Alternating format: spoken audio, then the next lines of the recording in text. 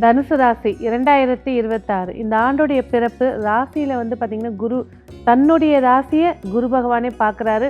பரிவர்த்தனையில் தன்னோட ராசிக்கே வராரு. ஸோ வந்து பார்த்திங்கன்னா நிறைய விஷயங்களில் தெளிவு கிடைக்கக்கூடிய ஆண்டாக இதை அமைச்சு தரப்போகுது. தனக்காரகன் சொத்து பாவத்தில் உட்கார்ந்துருக்காரு.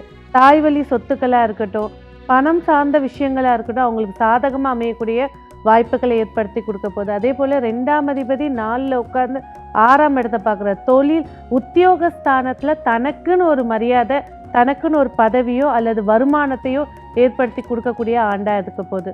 அதே நேரத்தில் 3ஆம் இடத்துல ராகு உட்கார்ந்துருக்கிறது.